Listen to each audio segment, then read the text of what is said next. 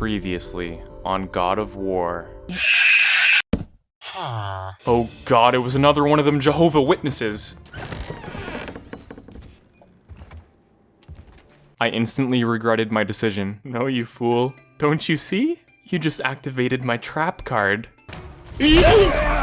Welcome back, friends. This is part 2 of my God of War boy-only series. If you didn't watch part 1, pause this video, go watch part 1, and come back to join the party. We'll be waiting for you. Anyway, we went through a lot in the last episode. There were some funny moments, some scary moments, some questionable moments, and some heartbreaking moments. But at the end of the day, we just gotta keep trudging along. It was time to leave Alfheim once and for all, and although I was upset that we didn't have our new slave, defeating that traitor gave my boy the ability to spawn ghost wolves. This was actually a big help for the journey, especially against the Jeremies. We were finally able to move the Black Breath out of our way thanks to our adventure through Alfheim, and life was looking real good. It was more of the same, really. We'd continue on ahead, encounter some enemies, boy would take care of them while I cowered in a corner, and I, yet again, became friends with another barrel. I upgraded my boy some more since it was kind of pointless to upgrade myself, and here we came across a big wooden device with wheels.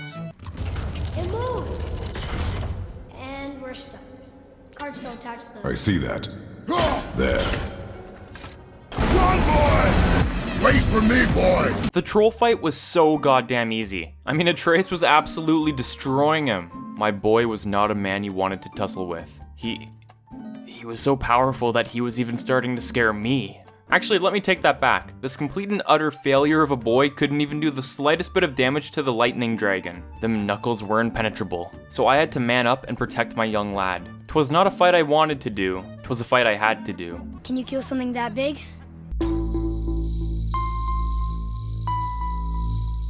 No, let's leave. Oh! Oh, shit! Since Atreus isn't involved in this fight, there's not really a point in me talking about it. As useless as my little lad was during this fight, he actually became more useful by the end of the fight because we now had electric arrows, baby. These bad boys were my new secret weapon, and goodness were they ever effective. The blue arrows would always have a place in my heart, but it was time to move on to bigger and better things.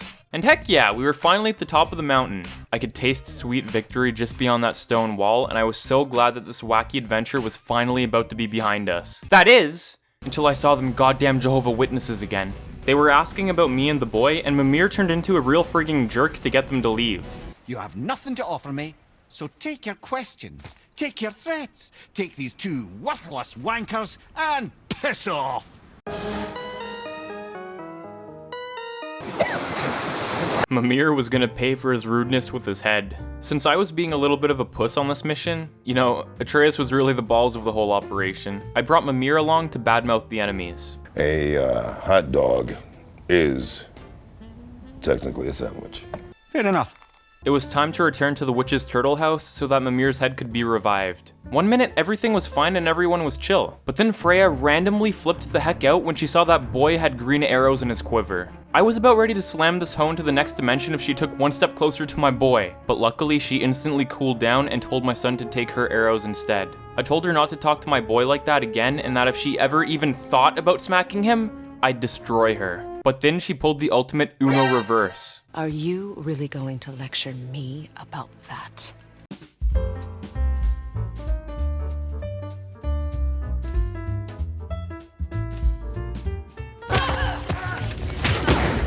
This was clearly a load of barnacles, and my boy and I left that place forever. I wouldn't be surprised if she pulled a knife on me later with her bipolar ass. Next on our list of activities was to speak to the almighty world serpent. The little cutie gave us a little ride for whatever reason, which allowed us to enter into the Fro Zone. Before we went to get the chisel of raw masculine power, I decided to do a few side missions and events to further upgrade and perfect my boy. That's when the jealousy started taking over. Was I really gonna let this small human become more powerful than me? What if he turned on me? What if I put all of my gamer points into archery and then all of a sudden, I found myself without the lad's help? But no, I had faith in my boy. He was a good lad and I knew I could trust him. Atreus and I put on our mitts and coats and threw ourselves into my motherland, Canada. We were attacked by some good old Canadian beavers on steroids, but we just hunted them the same way we do in Canada. Of course, we fought in a death arena, but that's boring. We rode a giant hammer down from the heavens, but that's also boring. I'd rather talk about how I got there, aka the magical elevator. This is where I thought the run was over. Even though I already failed multiple times in the previous episode, I can safely say that this was the most difficult part of the challenge. Why? Because it's timed. And my boy is also timed. He slowly recharges arrows over time, and if we don't defeat all enemies before time runs out, we plummet to our deaths into the endless abyss. So we fought. I told Atreus to equip his electric arrows, set his hounds loose, and watch the anarchy unfold. We had 3 waves to get through, so this would definitely be a tricky one. The first round was decent, and we got through it with lots of time to spare. 2 rounds left. This round, we were cutting it friggin' close. There was one big boy left, and the floor started collapsing. Boy was low on arrows, and I was low on motivation, and I knew all we could do was pray. By my estimates and calculations, it was clear that we weren't gonna make it. Get him, boy! Boy, don't make me give you the belt! I don't wanna fucking die!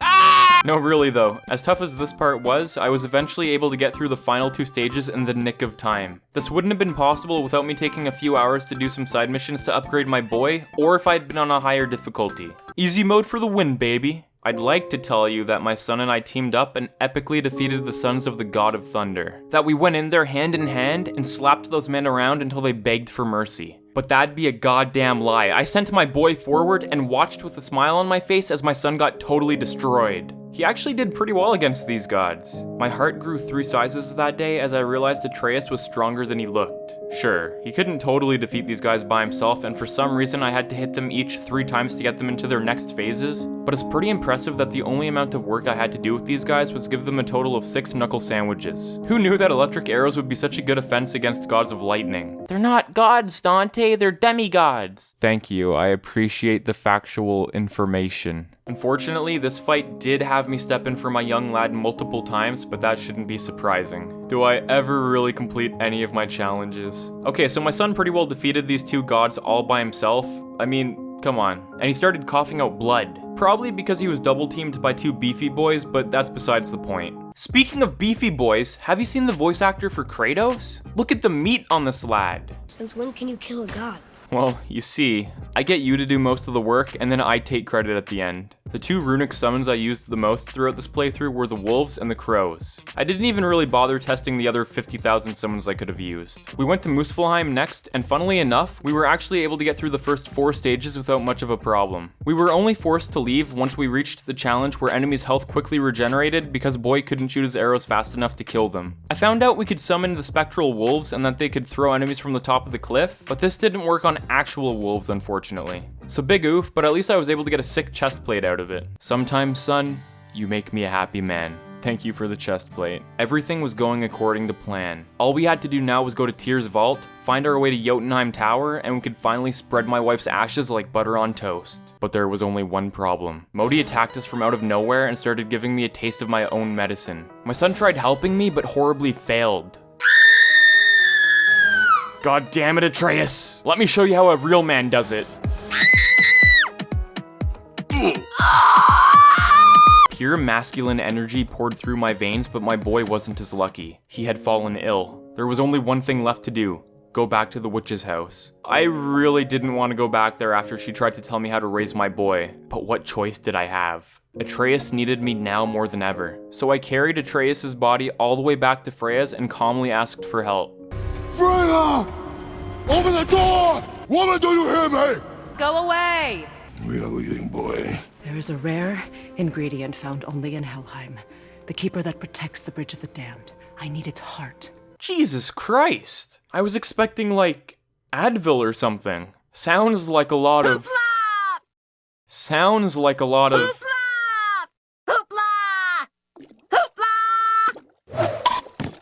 Sounds like a lot of hoopla just to cure the boy's slight fever. So off I went to find the heart of the scariest demon in hell. Seemed a little excessive to me if I'm being honest. And that's when I saw it. The girliest looking boat in all of Midgard. There was no way in hell I'd get in that thing. I'd lose respect from any woodland creatures that happened to see me in it along the way. Was it really worth saving my son if I had to sit in such a girly boat? What would Mimir think of me? I almost decided to walk home, but Freya told me that time was of the essence.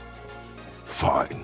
Since I knew I couldn't complete this challenge without my young boy, I decided to finally step into the damn boat. I tried doing a cool manly pose so that if anyone saw me, they wouldn't think I was a total loser. But who was I kidding? It wasn't fooling anyone. I might as well have been wearing a dress. 2 minutes later, I was finally out of that nightmare, but at what cost? Now of course, this entire hell region I had to do without my boy. That should have been obvious when he clicked on the video, but let's have a little rundown of what happens. I grabbed my Blades of Chaos, walked down the loneliest path in the universe, tried my best to warm up a few fellow snowmen, did some surgery on the beefiest boy in hell, and watched the little blue man disappear from existence. It was time to return to my boy.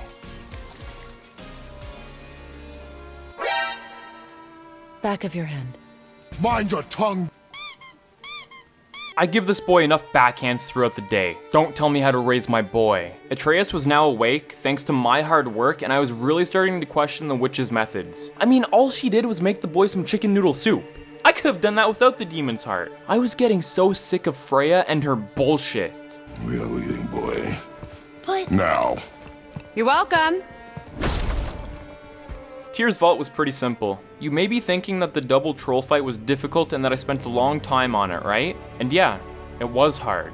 Hard not to laugh at how easy it was. I mean, look at that. Thank the Lord for electric arrows. I literally beat this part in under 2 minutes, which gave me enough time to have an emotional moment with my son. He was finally ready for the best tool in his arsenal. Yes, boy.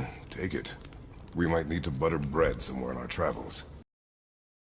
You know how Kratos can throw his axe and at any time it can zoom back to him? Well, boy was kinda like that too. Now these parts I had to be careful with. See these spooky creatures? Well, they aren't very difficult to deal with normally. They're actually probably the easiest enemies to defeat in the game. So why am I talking about them? If just one of them clings onto me, I'm not able to press circle to throw them off because the explosion will kill others in the area. And boy can't save me because for some reason he thinks I can deal with these creatures myself. So if just one of the dozens of creatures finds its way onto my back, I'm screwed. I dealt with this problem the same way I dealt with every problem on this journey, by running in circles and screaming as Atreus dealt with the demons. That way, the only thing that got hurt was my dignity. That's when we came across Modi. He was crying and blubbering all over us and I was kind of getting sick of it. Pull your weight or we go home. What are you doing? Pull your weight or we go home. That knife was for buttering bread. haven't you been teaching me to kill? I've been teaching you to butter bread. I teach you to butter bread, yes, but in defense of yourself, never as an indulgence. Nobody cared about him anyways. What's the difference? There are consequences to buttering bread! Why? How do you know? How do you know? Lord, give me strength. We traveled through the mountain a bit more, defeated some spooky scary skeletons and some ogres, and we finally made it to the top of the mountain. Look, I love my son. He can be a little sweetheart and a bundle of love, but you all have to admit, during this part of the game he becomes a real piece of shit. But before I could do anything I'd regret later, Child Services tackled me out of nowhere and started beating the heck out of me. Baldur couldn't stop me from teaching my boy a lesson though. Atreus had had enough of me pushing him around and decided to defend himself. My surprise was immeasurable, but at the end of the day, I guess I deserved it. Baldur buttered my son's bread, I chased him off of an endless abyss, and I took advantage of Baldur's slow reaction time. Baldur bent me over the nearest table and told me that the full weight of Asgard would come crashing down on me. Reminded me of my prison days. So we went through the portal, I told my son I loved him, and we got through the ship segment pretty easily. I'm gonna skip to the end. Just know that everything from Baldur stealing my boy up until the end was able to be done boy only. Y'all know how it goes. We travel inside of the world serpent on the quest for Mimir's eye. We get spit back out because of Baldur, and holy moly, Freya was standing right next to us. Freya, we can still trust her, right? Until we know for certain, keep your distance. The seawater birthed out a beautiful baby boy, which was my cue to sick my boy on him. It was an epic battle, and I stood on the sidelines while Atreus slowly whittled down Baldur's health. It was taking a long time, but it was definitely doable. I would say that the toughest part was probably when Baldur had the fire powers and Freya was shooting her little minions at me. Atreus was still available during this part, but it was tough for him to aim at Baldur with all of the bodies around. Luckily, these creatures didn't hurt me when they jumped on me, so all I would do was wait for Baldur to attack me when I was grabbed and I'd instantly be set free. Atreus and I finally got the better of this madman, and because fall damage doesn't exist in Midgard, I thought it was appropriate to kidnap Baldur all the way back down to the ground. After about half an hour on this single boss fight, I had Baldur right where I wanted him. Except, he seemed to be enjoying it. Baldur, That better be a dagger in your pants, you sick freak. I will say, it's pretty interesting how when you're beating this guy up, every prompt you do is for Atreus. Are they getting us used to playing as him? God of War 5, anyone? I tried my best to choke the life out of this nuisance, but it just wasn't enough. I really wanted to show him I was not to be tussled with. So I picked him up, gave a victory screech, whistled a sweet tune into his ear, and ended this journey the same way it started. I told my son how much I loved him, made some intense eye contact with Freya, and finally spread my wife's ashes on the tallest peak in all the realms. 'Twas a good day. So, was I able to beat God of War with only my boy? It came close, but ultimately, no, I couldn't. Here's a list of all the times I had to step in for Atreus. It was really only a handful of times. He literally did everything else by himself.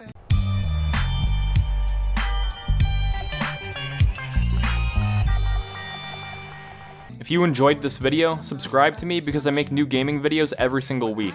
Also make sure to click that bell. If you don't click that bell, you pretty well aren't subscribed to me, so make sure to click that bell. Thanks for watching, check out all of the other gaming challenge videos on my channel, and I'll see y'all you thick boys in my next video.